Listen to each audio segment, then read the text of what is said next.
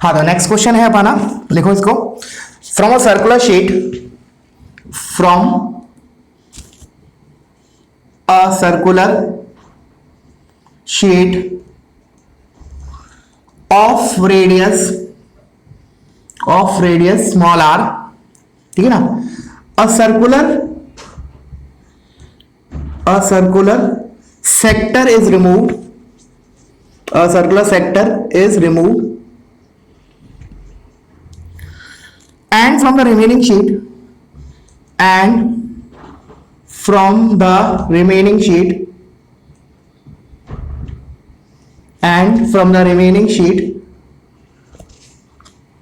a right circular cone is made, a right circular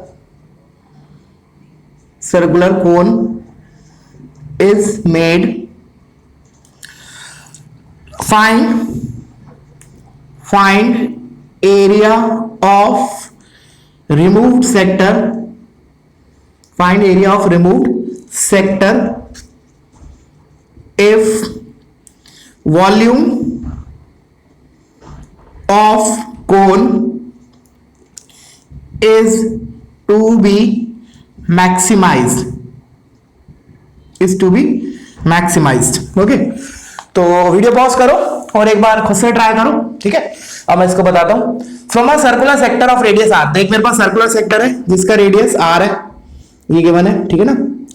उसमें से क्या किया, सर्कल है मेरे पास of radius R, a circular sector is remove. इसमें से मैंने कोई एक पर्टिकुलर सेक्टर है वो रिमूव किया, और जो बचा हुआ पार्ट है, तो मतलब अगर मान लो मैंने सेक्टर रिमूव किया तो इट इज समथिंग लाइक, जैसे मान लो मैंने ये वाला सेक्टर रिमूव किया, इतना पार्ट, तो इतना पार्ट बचेगा मेरे को।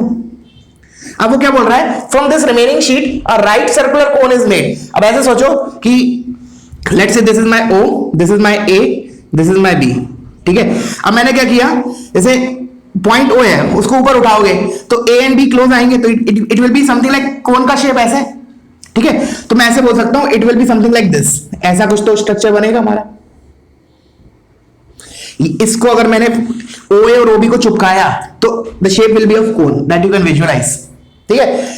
फिर उसमें क्या बोला है, and remaining sheet right circular cone is made, find area of remove sector. इस वाले सेक्टर का एरिया निकालना है, कौन सा, लेट्स से मैं शेड कर देता हूं इसको, लेट्स से इसको आई विल शेड इट,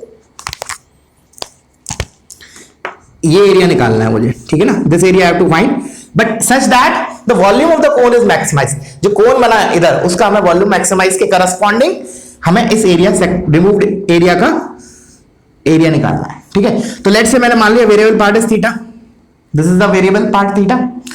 अच्छा, फिर हमने देखो कैसे करें, पहले तो मैंने इस कोन को लिया, पहले इसका वॉल्यूम का एक्सप्रेशन लिखा, लेट्स से इसका बेस रेडियस इज x, इसका हाइट इज y, ठीक है। ओके, तो इसका वॉल्यूम ऑफ कोन क्या होता है हमारा, 1/3 pi are square, base radius is x, तो x स्क्वायर इंटू y, ये मेरा आ गया वॉल्यूम।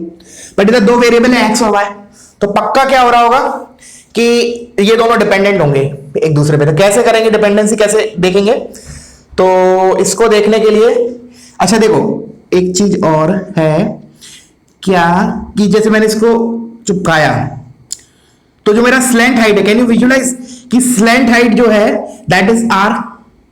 देखो एक बार ध्यान से, जो स्लैंट हाइट है, जब मैंने इसको फोल्ड किया, OA और OB को चिपकाया, तो OA और OB जो होगा that will be nothing but a slant height of the cone that you can visualize. तो अब दिख रहा है मुझे इधर x और y डिपेंडेंट है, इंडिपेंडेंट नहीं है, और होना भी चाहिए था, क्योंकि मैंने बोला है कि जो भी हमारे क्वेश्चंस होंगे डिफरेंशिएशन से सॉल्व करने वाले, पक्का जिस चीज को मुझे ऑप्टिमाइज करना है या मैक्सिमाइज करना है व्हाटएवर, वो एक सिंगल वेरिएबल के टर्म्स में आ जाना चाहिए। तो definitely I will write here y is equal to under root of R square minus x square, इधर रख देते हैं, ठीक है। एक मिनट जस्ट मैं चेक इट आउट, करेक्ट किया है नहीं, स्लैंट हाइट इज r, बिल्कुल करेक्ट है, ओके परफेक्ट। तो बस अब इसको वॉल्यूम को मैक्सिमाइज कर देते हैं, तो वॉल्यूम इज इक्वल टू 1 π/3, तो मैंने बाहर ले लिया, ये कॉमन है, एक्स स्क्वायर इंटू वाई, तो under root of R square minus x square, तो ये आ गया volume as a function of X. Differentiate करो, जीरो करो, get the value of X, okay. अब थीटा और इसमें एक्स में रिलेशन कैसे निकालेंगे वो सोचो थोड़ा, जस्ट थिंक, क्योंकि हमें तो एरिया ऑफ सेक्टर निकालना है, find the area of remove sector, इसका एरिया निकालना which is half R square theta. तो आर तो कांस्टेंट है, थीटा को मुझे चाहिए इन टर्म्स ऑफ एक्स, जो भी एक्स उधर से निकल के आएगा वो मैं इसमें रखूंगा। तो I want some relation in theta and X. कैसे निकालेंगे? मैंने बोला कि अब आर्क लेंथ क्या होता है, आर थीटा होता है। तो ये जो लेंथ है ए बी, ये कितना होगा, आर थीटा। अगर ये एंगल थीटा है तो बचा हुआ ये कितना होगा, ये पूरा यहां से यहां तक 2 पाई आर माइनस आर थीटा। अच्छा, अब बेसिकली ये जो मैंने जो बनाया ये ए से बी तक ये वाला मेजर आर, वो बेसिकली हो क्या रहा है, इस कोन का बेस का सरकमफ्रेंस है। That means this should be equal to 2 pi x. तो एक्स और थीटा में रिलेशन आ गया। तो जो भी तुम्हारा इधर से एक्स निकल के आएगा, that you have to keep it here, get the value of theta and again substitute it here, so you will get the area maximum. Sorry, area मिल जाएगा corresponding to the volume maximum. Getting it? तो उसको complete कर लेना, I will tell the answer. ठीक है, मैं इसका आंसर बता देता हूं। इसका आंसर आएगा finally, the answer is that you have to verify pi are square into 1 minus under root of 2/3। ठीक है ना, ये तुम चेक कर लेना। ठीक है ना, that you have to verify. Okay, now let's move to the next question.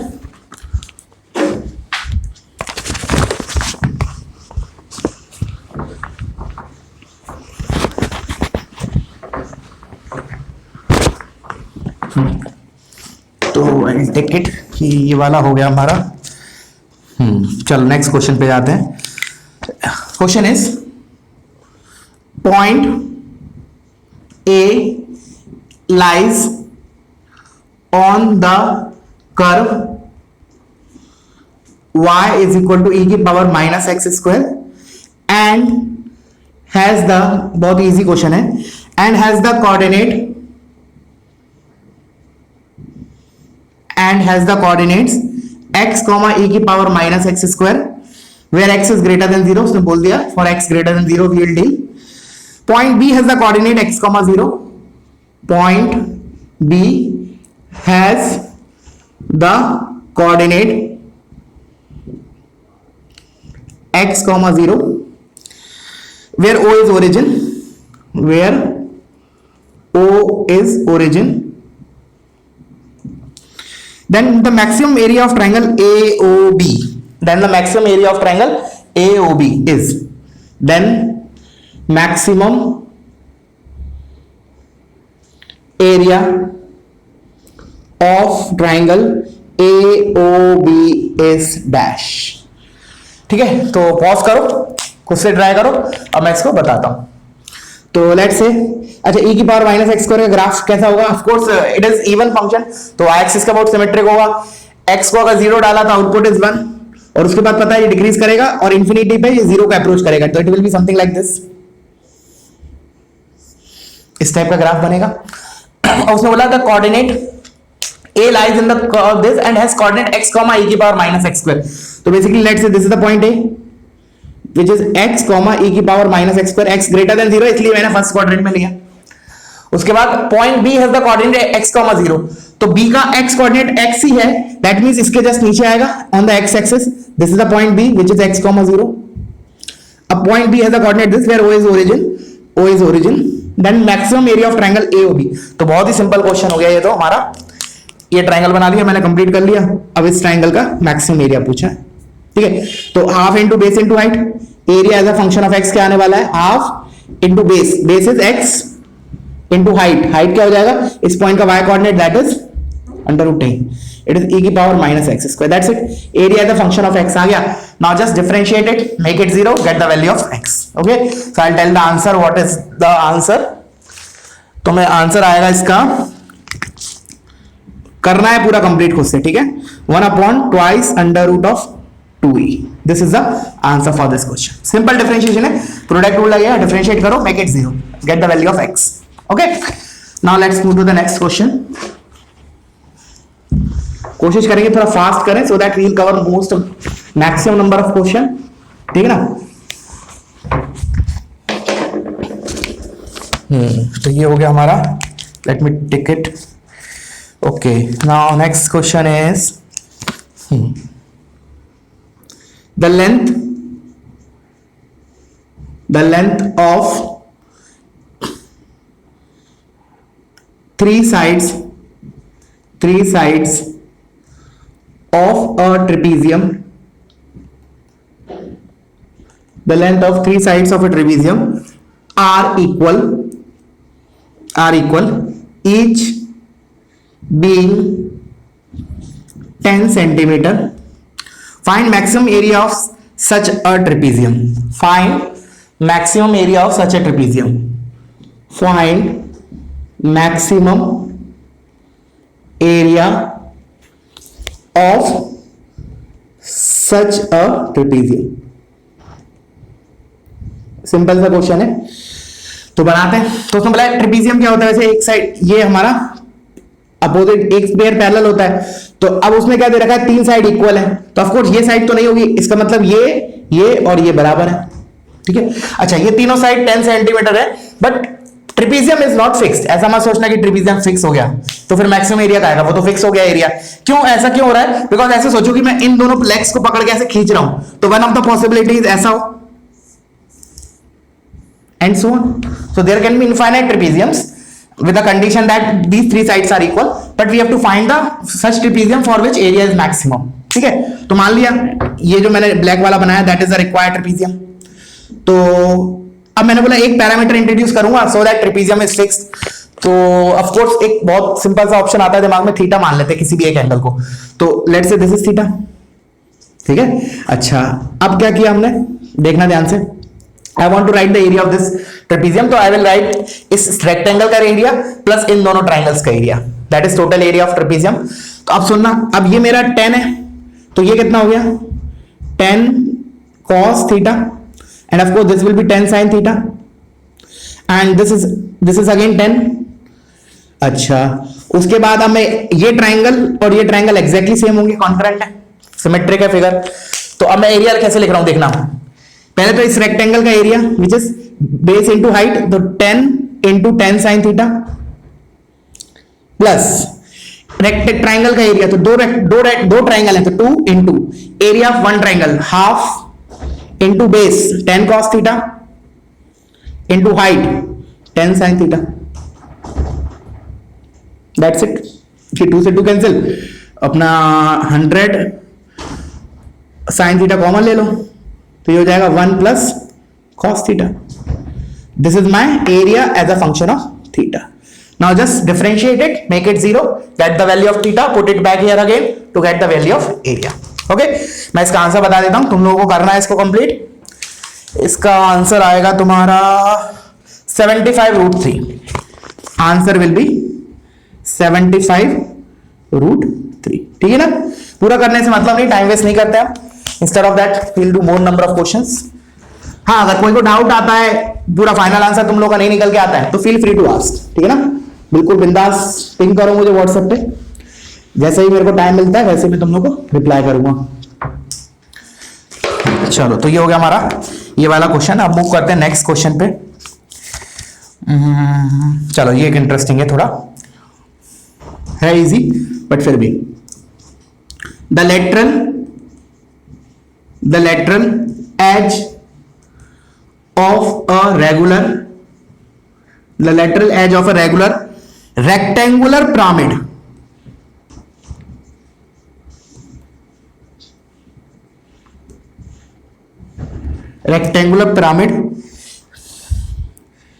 Regular बोल दिया उसने, याद रखना, इसलिए थोड़ा कंफ्यूजिंग टर्म है, रेगुलर रेक्टेंगुलर बोल दिया। अभी बताऊंगा, इसके ऊपर आता हूं। is a centimeter long, the lateral edge makes an angle alpha, the lateral edge makes an angle alpha, makes an angle alpha with the plane of the base, with the plane of the base, full stop. The value of alpha for which volume of the pyramid is greatest. लिखो, the value of alpha, the value of alpha for which volume of pyramid is maximum. ठीक है, अच्छा तो start करते हैं discussion. पहले तुम लोग वीडियो पॉज करके एक बार खुद से ट्राई कर सकते हो। Now let me start. तो उसने बोला रेगुलर, रेगुलर मतलब क्या होता है? जैसे मैंने बोला रेगुलर पिरामिड है। देखो पिरामिड में तो क्या होता है, बेस कुछ भी होता है, स्क्वायर होता है, पेंटागन होता है and so on. Lateral sides जो होती है वो हमारे ट्रायंगल्स होती है। बट अगर मैंने रेगुलर बोला that means that particular base में सभी जो साइड्स होंगी दैट विल बी इक्वल। तो बोला था उसने रेक्टेंगुलर पिरामिड है, actually that is square because उसने रेगुलर वर्ड यूज किया है। तो ये इसमें कैच है थोड़ा सा। तो लेट्स से मैंने ये बनाया है स्क्वायर, बेस बनाया ये, ठीक है ना। This is the base of the pyramid. हवा में कोई भी एक पॉइंट लिया, ऐसे करते हैं, फिर इस पॉइंट को सारे वर्टिसेस से ज्वाइन कर देते हैं। तो let me draw the let's say, अच्छा ये तो इसका सेंटर होगा और ये मेरे ज्वाइन कर दिए मैंने इसके। Can you visualise the figure? This ये तो ये टॉप पॉइंट है, ये पी पॉइंट है। Let's say this is the point Q, मतलब पी का इमेज ऑन दिस बेस, ठीक है ना, ऐसे इमेजिन करो। अब उसने क्या बोल रखा है कि the lateral edge makes an angle alpha with the plane of the base. That means what, ये जो एज है, मतलब ये जो, जैसे ये मेरा बेस है और ये मान लो लेटरल एज है, तो ये प्लेन के साथ अल्फा एंगल बना रही है। That means this angle is alpha. Actually अगर मैंने इसको ज्वाइन किया तो this angle is alpha. Can you visualise it now? समझ में आ रहा है क्या हो रहा है कि ये जो लेटरल एज है that is making an angle alpha with the base. ये जो ये मेरा बेस है, बेस के अंदर एक साइड है, उसके साथ एंगल अल्फा बना रही है। उसके बाद बोला है कि द एज क्या दे रखा है, लेटरल एज। हाँ, तो लेटरल एज का लेंथ भी दे रखा है ए। दैट मींस अगर लेट से मैं इसको नंबरिंग कर देता हूं ए बी सी डी, तो बेसिकली उसने पी ए लेंथ दे रखा है मेरे को ए सेंटीमीटर। Get it? अच्छा, तो अब मुझे निकालना value of alpha for which volume of the pyramid is maximum. तो वॉल्यूम ऑफ पिरामिड कैसे याद करवाया था मैंने तुम लोगों को? एक तो 1/3 आता है, लैंग्वेज फॉर्म में कैसे बोलते हैं, area of base into height. Height मतलब पी क्यू हो गया, हाइट तो मतलब पी क्यू हो गया, एरिया ऑफ बेस। अब एरिया ऑफ बेस निकालने के लिए देखो क्या किया, अब इट इज अ स्क्वायर, तो डायगोनल्स आर परपेंडिकुलर, तो ये 90 डिग्री होगा। तो लेट्स से मैं इस पॉइंट को क्यू है, तो इसको लिख सकता हूं A Q square plus B Q square is equal to, let's say इसको एक्स मान लिया इसको, ठीक है। जस्ट अ सेकेंड,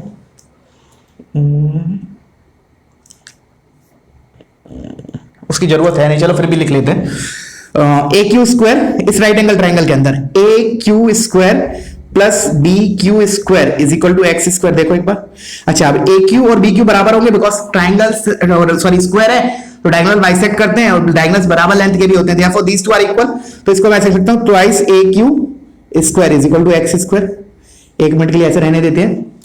अच्छा, अब मैंने बोला अब ये लेंथ ए है, तो ए क्यू कितना होगा, ए का प्रोजेक्शन ऑन द ग्राउंड मतलब base, that is A cos alpha. अच्छा, पी क्यू क्या होगा, हाइट, ए का वर्टिकल प्रोजेक्शन, तो मतलब हो जाएगा ए साइन अल्फा। तो बस इसको उसमें रख देते हैं, तो जो मेरा एरिया आएगा that will be completely as a function of alpha. तो बस हम डिफरेंशिएट करेंगे क्योंकि हमें वॉल्यूम को मैक्सिमाइज करना है, we will get the corresponding alpha. तो पूरा एक्सप्रेशन बना लेता हूं, उसके बाद भले छोड़ दूंगा मैं। A as a function of alpha आने वाला हमारा, तो A as a function of alpha is equal to 1/3 into area of base. Area of base क्या होगा, स्क्वायर है, एक्स स्क्वायर होगा, तो एक्स स्क्वायर की जगह मैं लिख सकता हूं 2 ए क्यू का स्क्वायर, और ए क्यू क्या है हमारा, ए कॉस अल्फा, तो ये हो जाएगा A square cos square alpha into height P Q. P Q is what, A sine alpha, this is A sine alpha. After this तुम लोगों को करना है differentiated, make it 0, get the value of alpha. ठीक है, मैं answer बता देता हूं तुम लोगों को। आंसर इज, तुम्हारा आंसर आएगा, हमें अल्फा निकालना है ना, tan इनवर्स 1/√2, मतलब tan अल्फा इज 1/√2 आना चाहिए। tan alpha equals to 1/√2। This is the answer for this question. ठीक है ना, तो याद रखना इसमें एक तो ये कैच था थोड़ा, रेगुलर रेक्टेंगुलर पिरामिड।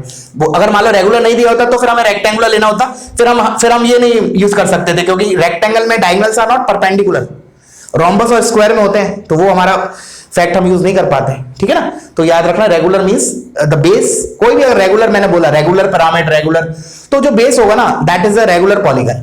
ओके, चलो तो इसको टिक करते हैं, नेक्स्ट क्वेश्चन पे मूव करते हैं। तो रब कर रहा हूं, कॉपी करो इसको और कंप्लीट करना जरूर इसको पूरा। ठीक है, कुछ क्वेश्चन होमवर्क के लिए भी दे दूंगा मैं।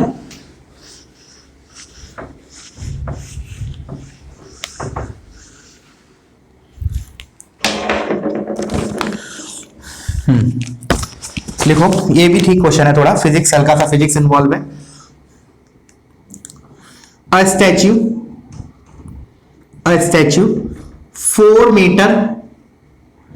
4 metre height sits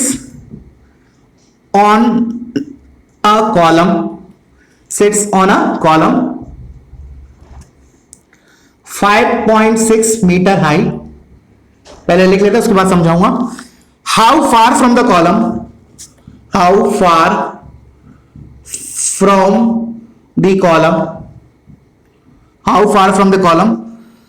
must a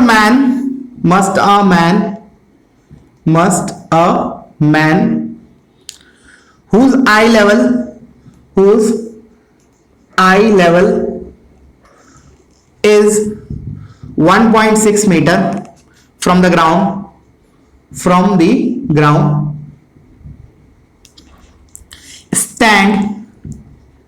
stand in order to have the most favorable view of the statue. In order to have the most favorable view of the statue, to have the most favorable view of statue। करो, थोड़ा सा physics का हल्का सा concept लगेगा, थोड़ा सा, कि मतलब मोस्ट फेवरेबल व्यू मतलब क्या है, मैक्सिमम मिनिमम क्या निकालना है, वो थोड़ा सा बच्चों को शुरू में समझने में दिक्कत आता है। मोस्ट फेवरेबल व्यू मतलब क्या होता है कि उसको सबसे अच्छी तरीके से दिखाई दे, ठीक है ना। तो इसमें हल्का सा कंसेप्ट लगेगा कि कोई भी हमारी मतलब हम जो देखते हैं विजुअल, मतलब जैसे मैंने कोई चीज देख रहा हूं तो वो हम सबसे अच्छी तरीके से देख सकते हैं। मतलब इसका मतलब क्या है कि हमें जो हमारी क्या होता है, जैसे हम कोई चीज देखते हैं तो वो इमेज हमारी रेटिना में बनता है ना, तो वो साइज मैक्सिमम होना चाहिए, ठीक है ना। मतलब most favourable view of statue मतलब जो इमेज बनेगी हमारी आईज के अंदर उस ऑब्जेक्ट की, वो मैक्सिमम होना चाहिए, ठीक है। तो इसको देखते हैं, पहले फिगर बना लेते हैं। A statue 4 metre height sits on a column 5.6 metre. तो ये तो मेरा एक कॉलम हो गया, let's say this is the ground surface. इसके ये कॉलम हो गया 5.6 मीटर हाइट, इसके ऊपर अ स्टैच्यू 4 मीटर हाइट, तो मैंने इसके ऊपर एक दूसरे कलर से बना देता हूं, एक स्टैच्यू बैठा हुआ है which is of 4 metre, this is of 4 metre, ठीक है। उसके बाद how far from the column a man whose eye level from the ground is 1.6 metre. तो let's say this is a 1.6 metre का हाइट, यहां एक आदमी खड़ा है, let's say this is the person which is 1.6 metre, ठीक है। how far from the ground, अब how far मतलब ये निकालना है कितना दूर वो खड़ा हो, let's say this is x, such that it must have most favorable view of statue। अब स्टैच्यू की इमेज इसकी रेटिना पे कैसे पड़ेगी, ये वाला पॉइंट और ये पॉइंट, तो लेट्स से ये थीटा है। तो अब ये तुम समझो, फिजिक्स का काम है, तुम्हारा काम है एक्चुअली मुझे इसमें क्या मैक्सिमाइज करना है, थीटा मैक्सिमाइज करना है, यही मेन बात है एक्चुअली। एक बात पता चल गया कि थीटा मैक्सिमाइज करना है, उसके बाद तो फिर मैथमेटिक्स है, ठीक है ना। सो एक्चुअली इधर लिख लो, actually we have to maximise theta, actually we have to maximise theta. Maximizing theta means we are getting the maximum size of image in our retina, मतलब उसका सबसे बढ़िया इमेज बनेगा हमारी आंखों में, मतलब वो अच्छा दिखेगा, ठीक है। तो ये डायग्राम हो गया। अब तुम्हें थीटा मैक्सिमाइज करना है, तो you will have to maximise theta, मतलब तुम्हें अल्टीमेटली तुम्हें चाहिए theta as a function of x, you should get theta as a function of x so that we can differentiate it, make it 0, get the value of x. तो कैसे करें हम, देखना ध्यान से। अब तो सबसे पहले पकड़ो right angle triangle so that we can use trigonometric ratios. तो मैंने क्या किया, लेट से अगर मेरा एंगल ये अल्फा है और ये लेट से बीटा है, ठीक है। So I can say theta is what, alpha minus beta, according to the figure theta is equal to alpha minus beta. ऐसा क्यों कर रहा हूं, बिकॉज अब मैं अल्फा और बीटा जो है ना वो मैंने ऐसे एंगल बनाया जो कि राइट एंगल ट्राइंगल में आए, so that I can easily right alpha and beta. कैसे, अब देखो tan अल्फा के लिए देखो, जो tan अल्फा लिखूंगा मैं तो क्या लिखूंगा, अच्छा ये 1.6 है तो ये कितना बचा, दिस इज 4, ठीक है। तो tan अल्फा क्या हो जाएगा मेरा, देखो ध्यान से, tan alpha is perpendicular upon base, तो I am writing here it is tan alpha is equal to perpendicular is this much height, 4 + 4 8 upon base is x। Similarly tan beta again that is in right angle triangle, so again perpendicular upon base तो 4/x। तो आ गया, simple हो गया question. अब तो alpha को लिखो tan inverse 8/x और बीटा को tan inverse 4/x, put it there, you are getting theta as a function of x. तो final expression is theta of x is equal to alpha, alpha here is tan inverse 8/x, tan inverse 8/x minus tan inverse 4/x.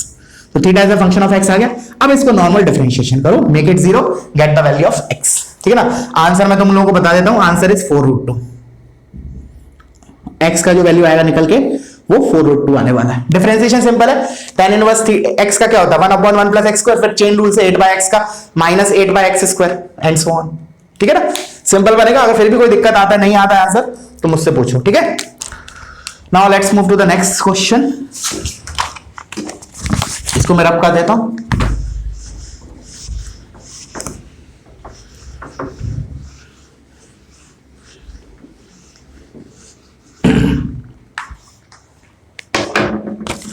तो हमारा ये हो गया.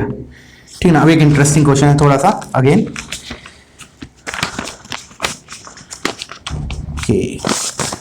लिखो find the maximum parameter of a triangle. I think 6 तो जो भी है question number. Find the maximum parameter of a triangle. Find the maximum parameter. Find the maximum parameter of a triangle. Find the maximum parameter of a triangle on given base A, on given base small a, and having the given vertical angle alpha, and having given vertical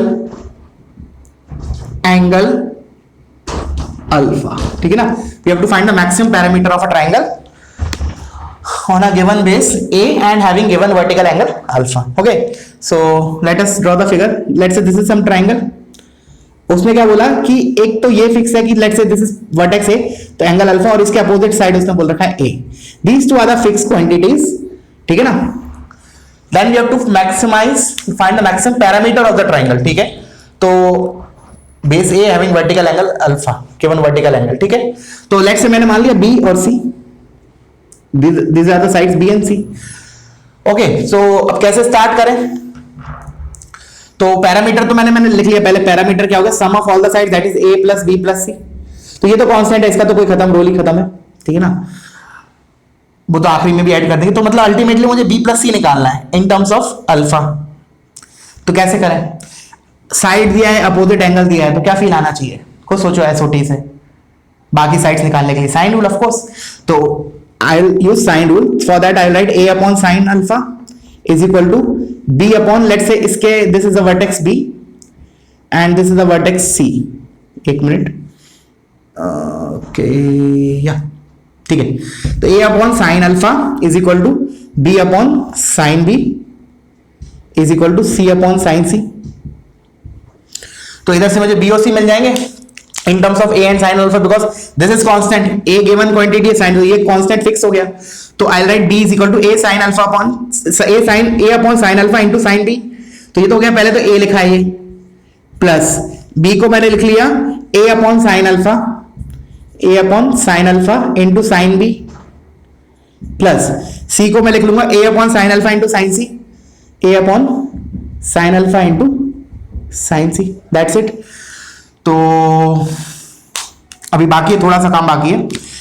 क्या बाकी है. पहले तो मैंने क्या किया, इसमें से a upon sine alpha common ले लिया. तो ये तो a लिखा है plus a upon sine alpha. अब देखो इधर क्या बना, sine b plus sine c. अच्छा ये समझ में आ रहा है वेरिएबिलिटी कैसे हो रही है इसमें. खुद से सोचो. चलो मैंने बोल रहा हूं कि b और c दोनों वेरी कर रहे हैं एक्चुअली. उधर एंगल b और c, ये भी वेरी करेगा और ये भी वेरी करेगा. ठीक है. Okay, that you have to think it. कैसे. ठीक है ना. खुद से दिमाग लगाओ. अब क्या करें. तो sine C plus sine D का फॉर्मूला लगाते हैं. तो चलो लगा देते हैं. तो a plus A upon sine alpha into sine C plus sine D, 2 sine C plus D by 2, तो b plus C by 2 into cos of b minus C by 2. ये हो गया. ठीक है. उसके बाद हमारा sine of b plus C by 2. तो अब मुझे पता है कि a plus b plus C ये हमारा पाई होता है और a इज अल्फा हेयर. तो b प्लस सी कितना हो गया, पाई माइनस अल्फा, तो बाय 2 किया, बाय 2, तो sine of B plus C by 2 क्या हो जाएगा, कॉस अल्फा बाय 2, एक मिनट, कॉस अल्फा बाय 2 हो जाएगा, तो this can be replace with cos alpha by 2, तो ये हो जाएगा A plus A upon sine alpha into 2 into this is sine alpha by 2, sorry cos alpha by 2, ये वाला क्वांटिटी, ठीक है। उसके बाद इधर बचा cos of B minus C by 2। अब क्या करें, तो देखो मैंने बोला कि ये क्या लिखा है, ये जो क्वांटिटी लिखी है, देखो अल्फा एक एंगल है ट्रायंगल का, तो साइन अल्फा पॉजिटिव होगा, अच्छा फिर अल्फा एक एंगल ट्रायंगल का, अल्फा बाई 2 क्या होगा, ऑफ कोर्स पाई बाई 2 से कम होगा, तो कॉस अल्फा बाई 2 भी पॉजिटिव होगा।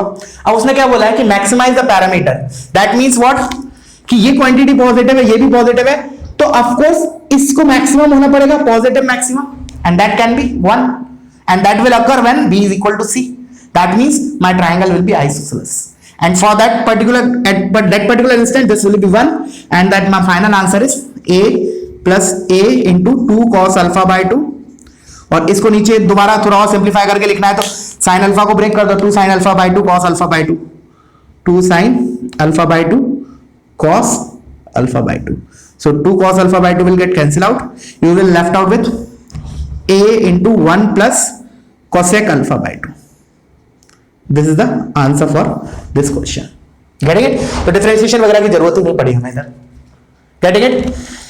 अच्छा चलो अब इसी को हम एक और तरीके से देख रहे हैं, थोड़ा सा अलग तरीका है। क्या तरीका है वो देखते हैं। मैं पहले वीडियो पॉज करो, इसको कॉपी करो। चलो इसको हटा देता हूं मैं। अब देखना दूसरा तरीका।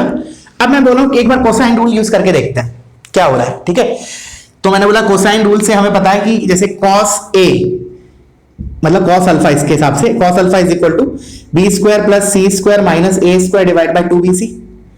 सो इधर से मेरा है 2bc cos alpha is equal to B square plus C square minus A square. ये तो एक चीज हो गई हमारी, ठीक है। उसके बाद मैंने बोला व्हाट इज द पैरामीटर, जैसा कि अपन ने पहले लिखा था, this is a plus B plus C. अब तो ध्यान से सुनना, बहुत इंपॉर्टेंट। जैसे मान लो ऐसा मुझे क्वेश्चन दिया जाए कि p को मैक्सिमाइज करो, a तो कांस्टेंट है और इधर दो वेरिएबल है b और c। अगर ये b और c इंडिपेंडेंट होते हैं, मतलब v अपने आप में वेरी कर रहा है, c अपने आप में, उसको b से कोई मतलब नहीं, तो डेफिनेटली ये डिफरेंशिएशन से तो होने से रहे। मैंने बोला डिफरेंशिएशन में तो क्या होना चाहिए कि जैसे जिस भी चीज को मैक्सिमाइज करना है वो सिंगल पैरामीटर में आना चाहिए, सिंगल वेरिएबल में आना चाहिए। दैट मींस b और c में एक और रिलेशन होना चाहिए, तो वो रिलेशन हमारे पास यहाँ ये है। तो एक थियोरेटिकल अप्रोच क्या है, थियोरेटिकल बता रहा हूं, which is not practical here, बताऊंगा क्यों। कि इधर से हम b या c कोई भी एक चीज, इधर b और c उठा के इधर रख देते हैं। लेट्स से मैंने यहां से c उठा के सम फंक्शन ऑफ b उठा के यहां रख दिया, तो हमारा पैरामीटर किस में आ जाएगा, totally completely in terms of b आ जाएगा। तो बस फिर तो जैसे वो नॉर्मल मैक्सिमम मैक्सिमम हो गया, डिफरेंशिएट करो b के रिस्पेक्ट में, make it 0। But you can see कि अगर मैं यहां से c निकालूंगा एक अपना b के टर्म्स में, तो इट इज बहुत कॉम्प्लिकेटेड सा आएगा, क्योंकि c में क्वाड्रेटिक की तरह तुम्हें लिखना पड़ेगा, ठीक है ना। तो थोड़ा कॉम्प्लिकेट होगा, थोड़ा मतलब तुम लोग ट्राई करना कि कितना कॉम्प्लिकेट हो रहा है। अब मैं बता रहा हूं थोड़ा ऑल्टरनेटिव अप्रोच, सुनना ध्यान से, थोड़ा इंटरेस्टिंग है वैसे तो। कि एक मिनट के लिए मैं इसको ऐसे बोल सकता हूं कि b प्लस सी लिखा तो b प्लस सी है, actually this is nothing but some function of b only, या फिर सम फंक्शन ऑफ c ओनली। क्योंकि अगर मैं यहां से b उठा के यहां रख रहा हूं, यहां से b उठा के यहां रख रहा हूं c के टर्म्स में, तो ये c का फंक्शन आ जाएगा g ऑफ c समथिंग। और अगर मान लो मैं यहां से b उठा के रख रहा हूं, सॉरी c उठा के रख रहा हूं, तो b का फंक्शन आ जाएगा। तो ultimately this is nothing but some function of b या फिर b या c। तो मान लीजिए एक मिनट के लिए b का फंक्शन है, ये कोई दिक्कत नहीं है, डेफिनेटली होगा, this will be a function of b। अगर मैं इधर से c उठा के इधर रख रहा हूं तो अब मैंने क्या किया, इसको डिफरेंशिएट किया b के रिस्पेक्ट में, b के रिस्पेक्ट में डिफरेंशिएट किया। और हमें पता है कि जैसे ये b का फंक्शन है, तो डिफरेंशिएट हम क्या करते हैं, मैक्सिमम इन्हें निकालने के लिए डिफरेंशिएट करके 0 करते हैं, तो करते हैं, वैसे करते हैं अभी। तो मैं लोग dp बाय db निकाला, तो a का डेरिवेटिव 0 प्लस b का डेरिवेटिव b के रिस्पेक्ट में 1 प्लस c का डेरिवेटिव b के रिस्पेक्ट में dc बाय db, और फिर हम क्या करते हैं 0 करते हैं, डिफरेंशिएट करके 0। तो इधर से मेरे को क्या आया, dc by db equals to -1। अब ये कहां यूज करूंगा मैं, इस इक्वेशन में, मैं इस इक्वेशन को डिफरेंशिएट कर रहा हूं किसके रिस्पेक्ट में, ऑफ कोर्स बी के रिस्पेक्ट में। तो देखो बी के रिस्पेक्ट में करूंगा तो 2 cos अल्फा तो कांस्टेंट है, तो 2 cos अल्फा को तो साइड में लिख लिया, बी सी का डेरिवेटिव, अब प्रोडक्ट रूल लगेगा तो बी का डेरिवेटिव बी के रिस्पेक्ट में 1 into C as it is plus B as it is C का derivative D C by D B is equal to, B के रिस्पेक्ट में कर रहे हैं तो 2b plus 2c D C by D B, और A का minus ए का जीरो हो गया, ये तो कांस्टेंट है। अब मैंने D C by D B value इधर रख दिया क्योंकि that corresponds to our maxima, तो डीसी बाय डीबी माइनस रखोगे तो इधर से क्या आएगा, सी माइनस बी हो जाएगा ये, तो 2 cos alpha into C minus B is equal to 2 times B minus C. देखो तो अब दिख रहा है, अब तुम ये 2 cos अल्फा 2 के बराबर तो होगा नहीं, दैट मीन चलो इधर पूरा कर लेते हैं, काम करते इसको, तो 2 अब मैंने क्या किया, सी माइनस बी कॉमन ले लिया, तो इधर से आ गया 2 cos अल्फा और इधर से c माइनस बी उधर हो जाएगा, माइनस आके उसको पहले मैंने माइनस करके लिखा तो इधर हो जाएगा +1, देखो एक +2 इक्वल्स टू 0, देखो एक बार, इज इट करेक्ट। तो अब ये 2 + 2 cos अल्फा तो 0 होने से रहा, because alpha can not be, उसके लिए तो अल्फा को 180 होना पड़ेगा, लेकिन एक ही एंगल 180 हो गया तो बाकी तो कोई ट्रायंगल बनेगा ही नहीं, तो that means this is equal to, that means this factor has to be 0 which implies b is equal to c, that means what, triangle is isosceles. तो वही आया जो हमारा उधर से रिजल्ट आया था, angle b is equal to angle c आया था, इधर हमारा आ गया side b is equal to side c। तो थोड़ा सा एक हटके अप्रोच है, इसलिए मैंने सोचा इसको बताया जाए, ठीक है। चलो अब मैं एक काम करता हूं, कुछ क्वेश्चंस तुम लोगों को होमवर्क के लिए दे देता हूं, ठीक है ना। तो वीडियो पॉज करो, इसको पहले कॉपी करो, ठीक है, क्योंकि लेंथ भी हो गया काफी लेक्चर का, और अच्छे क्वेश्चंस हैं, ट्राई जरूर करना, नहीं आता है तो उसी दिन क्लियर कर लेना, जैसे ये लेक्चर तुम्हारा आई थिंक ट्यूसडे को होने वाला है, ठीक है, तो उसी दिन क्लियर कर लेना। मैं आंसर मेंशन कर दूंगा अभी, आंसर मेंशन कर दूंगा, सॉल्यूशन नहीं बताऊंगा अभी, ठीक है। तो क्वेश्चंस लिखते हैं हम, लिखो first homework question, these are all homework questions. The bottom of the legs of a 3-legged table of a 3, हाँ मैं क्वेश्चन भले समझा दूंगा, थोड़ा सा तुम्हें जरूर करना है। Of a 3-legged table are the vertices of an isosceles triangle with sides 5, 5, 6, with sides 5, 5, 6, comma 5, ये पॉइंट हटा देना, 5, 5, 6, ठीक है। The legs are to be braced, the legs are to be braced at the bottom by, at the bottom by 3 wires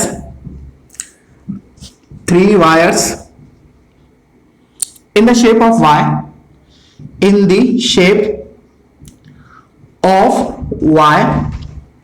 The minimum length of wire needed for this purpose is, the minimum length of wire needed for this purpose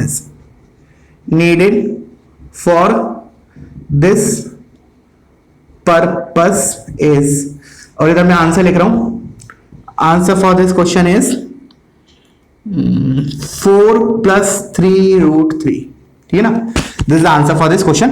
एक बार explain कर देता हूं थोड़ा सा, उसने क्या बोला है कि the bottom of a legs of a 3-legged table, तो लेट्स से मैंने बोला कि इसको हटाता हूं मैंने बोला कि ये मेरे 3 लेग्स हैं ट्राइंगल के, ठीक है ना। Let's say these are the 3 legs of a triangle, एक टेबल, एक जैसे अपना स्टूल होता है ना, ऊपर ऐसे गोल इधर प्लेट रखी होती है, नीचे ये तीन स्टिक्स होते हैं, इसके बेसिस पे वो फिट हो जाता है अपना जमीन पे, एडजस्ट हो जाता है, ठीक है। तो वो बोल रहा है कि जो बेस है ना, ये जो ये इसके जो फीट्स हैं, जो ये है, ये एक आइसोसेलेस ट्राइंगल बना रहे हैं, ठीक है ना। अब इन तीनों पॉइंट्स है ना जो बेस ग्राउंड पे हैं, उन तीनों को ब्रेस करना है, मतलब बांधना है with the help of wire in a shape of Y. That means what, कि जो मेरा स्टूल है उसका जो लेग्स हैं, अब मैं बता रहा हूं, देखो इट इज समथिंग लाइक कि देखना ध्यान से सुनना, ये मेरा इधर इधर टॉप एज है और ये एक लेग ऐसे, एक ये ऐसे जा रहा है लेग, एक ऐसे लेग और एक ऐसे लेग। तो these are the feet of legs. तो इन तीनों को मुझे वाई शेप में फ्रेम करना है। तो मतलब ये वाई शेप है, this is the Y shape. इन तीनों का लेंथ जो है ना वो चाहिए मिनिमम, मतलब इन तीनों का सम, इन तीनों लेंथ का सम का मिनिमम। ठीक है, तो एक बार करना इसको। और जैसे जो आइसोसेलेस ट्राइंगल है बेस, उसका साइड से रखा है, ये 5 है, ये 5 है एंड दिस इज 6। ठीक है, you have to find minimum value of this plus this plus this. ठीक है, चलो आगे और क्वेश्चंस देता हूं मैं। तो हमारा ये हो गया, let me take it out.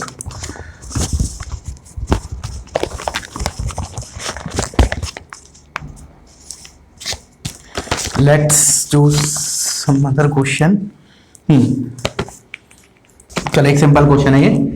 Second question, find the area of a largest rectangle, find the area of largest rectangle with lower base on x-axis, with lower base on x-axis and upper vertices on the curve, and upper vertices on the curve y is equal to 12 minus x square। ठीक है, that's it. Answer for this question is 32। Okay, now अब आते सबसे interesting question है पूरे उसका। ये discuss according, अगर तुम बोलोगे तो डिस्कस करूंगा, बट तुम्हें एक ट्राई करना है, इसको एक्सप्लेन भी अभी नहीं करूंगा मैं। ठीक है, अच्छा क्वेश्चन है, खुद से दिमाग लगाना। लिखो, for a steamer, this is a very good question. समझना है पहले इसको, कैलकुलेशन बहुत कम है बट समझने का क्वेश्चन है वो। For a steamer the consumption, खपत मतलब कंजम्पशन मतलब खपत, consumption of petrol per hour, तो पर आवर दे रखा है, per hour varies as the cube of its speed, varies as the cube of its speed or in kilometer per hour, kmph. If the speed of the current is steady, if the speed, वैसे physics में ही पढ़ते हैं इस type की चीज, of the current, ठीक है ना, मतलब नाव है, हम इस डायरेक्शन में जा रहे हैं, नदी रिवर अपोजिट डायरेक्शन में फ्लो हो रही है, उस टाइप का सिनेरियो है। If the speed of the current is steady, if the current speed of the current is steady at c kilometre per hour, ठीक है ना, कांस्टेंट स्पीड है रिवर की, then the most economical speed, then the most economical speed of the steamer going against the current will be, going against, तो मतलब हमारा गाड़ी इस साइड है, रिवर का फ्लो अपोजिट है, going against the current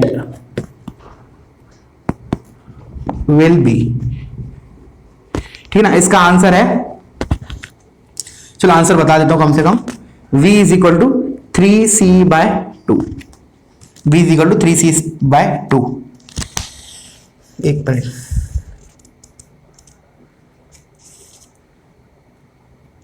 ठीक है, c के टर्म्स में ना c दे रखा है। ओके, तो now let's move to the next question.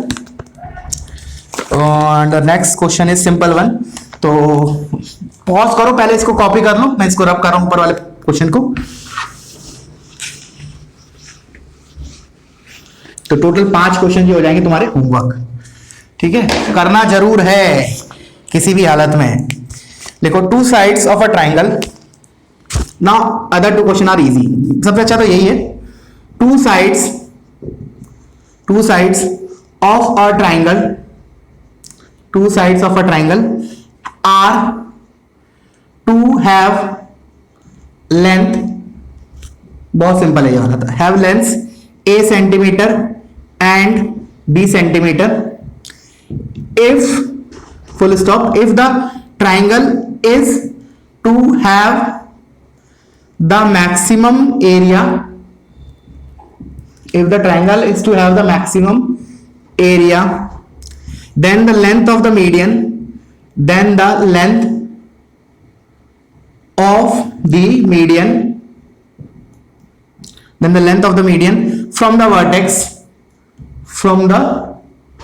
vertex containing the side A and B is containing the side A and B is dash, और answer है इसका under root of A square plus B square by 2। ठीक है, और एक और question है last, इसको लिख लेते हैं। A close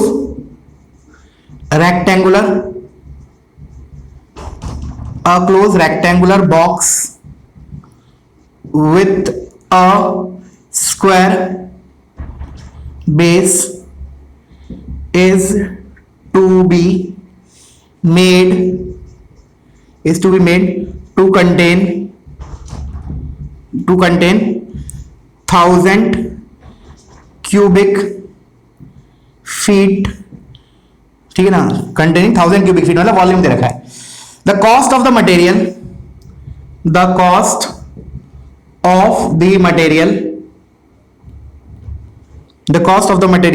per square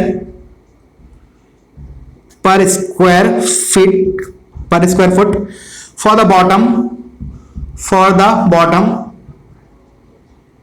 is 15 paise, comma for the top 25 paise, for the top 25 paise, and for the side 20 paise, and for the side 20 पैसे। ऑफ कोर्स सभी के लिए पर स्क्वायर फीट है, ठीक है ना, मैंने एक जगह लिखा है पर square foot for the bottom, पर square foot for the bottom is 15 पैसे, पर square foot for the top is 25 पैसे, पर square feet for the side is 20 पैसे, लाइक दैट वे, ठीक है।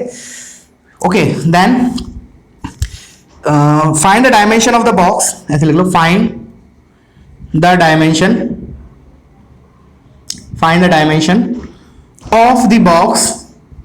of the box when the cost is minimum, when the total cost is minimum,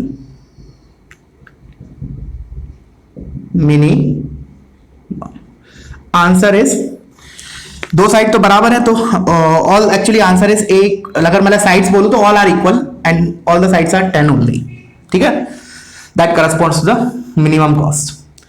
so that's it, आज हमारा पूरा JEE का syllabus, entire JEE syllabus of maths is completed, ठीक है।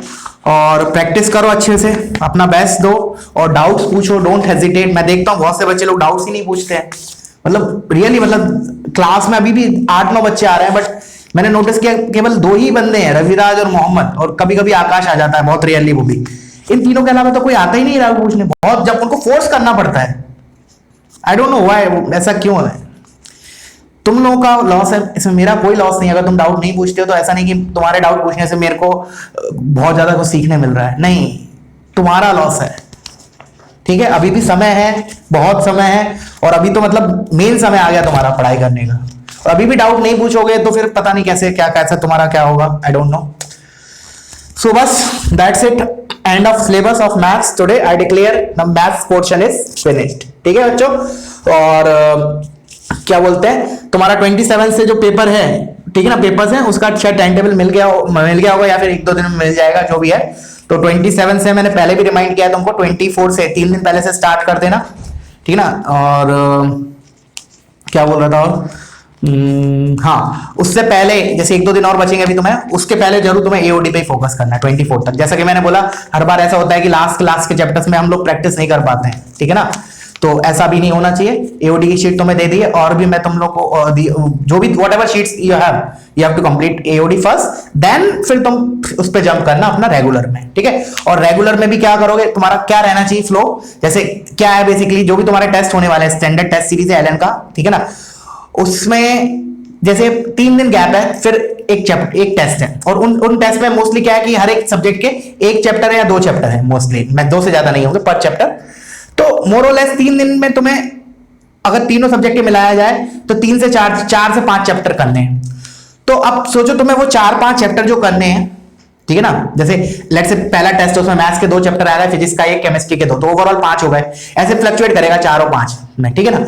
तो अब तुम्हें प्लान करना है कि कैसे मैनेज करें। तो बट मेरे हिसाब से प्रायोरिटी क्या होना चाहिए तुम लोगों की, first priority should be the notes in all the 3 subject, not only maths, मैं तो सभी का बोल रहा हूं इन जनरल, कि first priority should be maths बोल रहा हूं, sorry first priority should be अपना notes for all the 3 subjects. After that previous year बिल्कुल होना चाहिए, प्रीवियस ईयर क्वेश्चन तो एक टिप्स होना चाहिए, एटलीस्ट मेंस के तो तुम्हारे होना ही चाहिए सारे क्लियर। और उसके बाद अगर टाइम मिलता है तुम्हारे पास, बट मुझे नहीं लगता मिलेगा या व्हाटएवर, वो तो खैर मैनेज करने वाले के ऊपर है, जो रियली बहुत मेहनत कर रहा है उसको टाइम मिलेगा। तो हमने एडवांस वालों के लिए, बच्चों के लिए जो भी लग रहा है those are serious about advance, एक बुकलेट प्रोवाइड कर दी है, ठीक है ना, that you have to complete, बस इतना काफी है। और उसके बाद भी अगर टाइम मिलता है तो फिर व्हाट्सएप पे मुझसे क्वेश्चन मांगो, I will give different varieties of questions, ठीक है। Okay, that's it, all the best, thank you.